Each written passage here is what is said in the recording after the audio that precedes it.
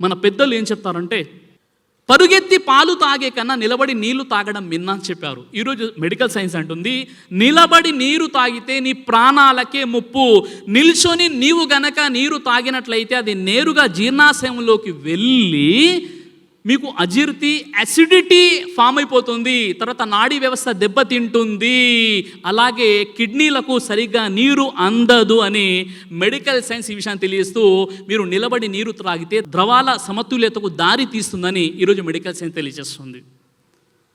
timesofIndia.com ఫిబ్రవరి 3, 2019 కథనం ప్రకారంగా నిలబడి ఎవరైతే నీళ్లు తాగుతారో వారికి ఆ శరీరానికి కావాల్సినటువంటి మినరల్స్ కానీ న్యూట్రిషన్స్ కానీ అందవు.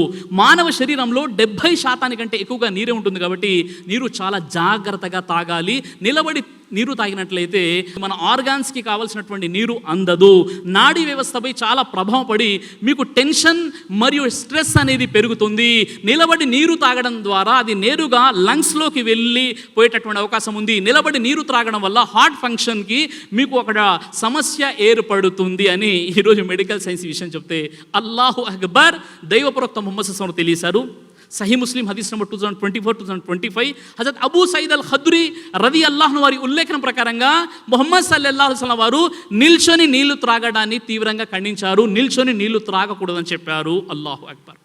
ముహమ్మద్ సల్లల్లాహు అలైహి వసల్లం వారు తెలియజేశారు, మీరు నీరు త్రాగేటప్పుడు కూర్చొని తాగండి, 3 శ్వాసల్లో తాగండి.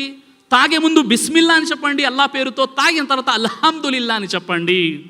సహీ ముస్లిం హదీస్ నెంబర్ 2014లో ముహమ్మద్ సల్లల్లాహు అలైహి వసల్లం తెలియజేశారు, మీరు నీటి పాత్రలు ఏవైతే ఉంటాయో వాటిపై మూతలు పెట్టండి, అలా వదిలేయకండి అని చెప్పారు ప్రవక్త ముహమ్మద్ సల్లల్లాహు అలైహి వసల్లం వారు. మీరు నీరు తాగేటప్పుడు అందులో మీ శ్వాసను వదలకండి అని ప్రవక్త చెప్పారు. ప్రతి దానికి సైంటిఫిక్ ఎవిడెన్సెస్ ఉన్నాయి. సమయాన్ని బట్టి కేవలం నిల్చొని నీళ్లు తాగడం వల్ల కలిగేటటువంటి నష్టాలనే నేను మీకు తెలియజేశాను సోదరులారా.